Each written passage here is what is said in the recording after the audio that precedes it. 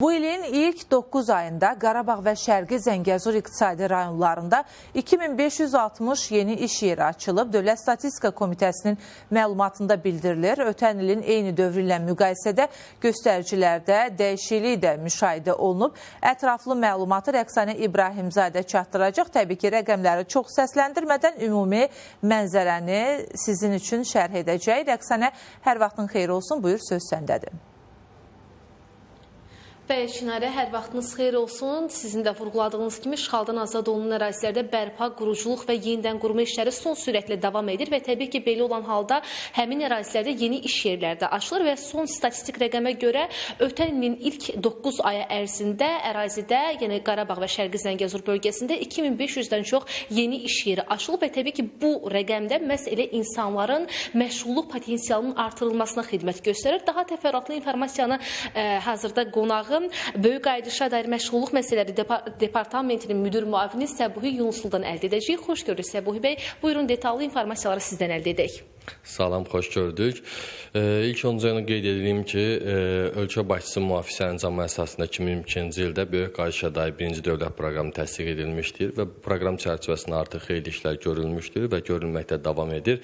Bunlardan da biri məşğulluq məsələləridir ki, məhz dayanıqlı məskunlaşmanın təməlində məşğulluq əsas faktorlardan biridir. Və bu çərçivədə Əmək və Əhalinin Sosial Müdafiəsi Nazirliyi, o cümlədən Dövlət Məşğulluq Agentliyi köçün ilk fazasından işğaldan azad olunmuş ərazilərdə aktiv fəaliyyət göstərməkdədir. Artıq 26 mindən bir qədər çox vətəndaşımız öz doğma dədə-baba yurtlarına geri dönmüşlər və onların mütləq əksəriyyəti 16 minə yaxın şəxsi 2025-ci ildə burada hardasa 60%-ə yaxın vətəndaşımızın köç etməsidir.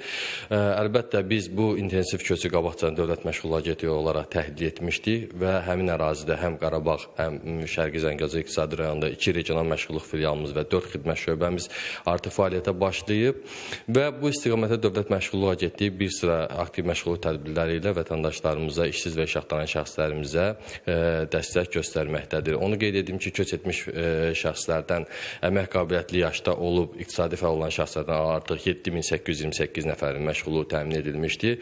Əlbəttə, bu bir neçə istiqamətdə baş verir. Bunların böyük əksəriyyəti işə düzəltmə istiqamətindədir ki, və işə götürənlərin bizə təqdim etdiyi vakansiyalar üzrə artıq 5500-dən çox vətəndaşımız işə düzəlmişlər və 2025-ci ildə bu rəqəm 2500 nəfərdir.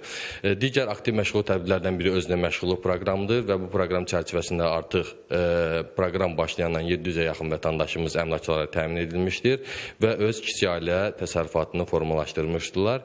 2025-ci ildə 160-a yaxın vətəndaşımız özünə məşğulluq proqramı çərçivəsində əmlakçılara təmin edilmişdir. Özünə məşğulluq proqramı həm kənd təsərrüfatı maldarlıq, həm istehsalat və xidmət istiqamətləri üzrə avadanlıqların verilməsi ilə yekunlaşır.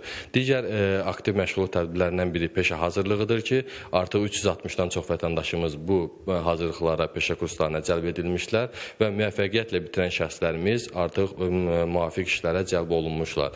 Digər aktiv məşğulluq tədbirlərindən biri əmək yarmarkalarıdır. Artıq işğaldan azad olunmuş ərazilərdə 26 əmək yarmarkası təşkil olunmuşdur və onlardan böyük əksəriyyəti 2025-ci ildə təsadüf edir. Burada 18 əmək yarmarkası təşkil olunmuşdur və bu əmək yarmarkalarında 2000-dən çox vətəndaşımız iştirak etmişdir və iştirak edən vətəndaşlarımızdan 150-dən çox vətəndaşlarımız işlərə cəlb olunmuşlardır.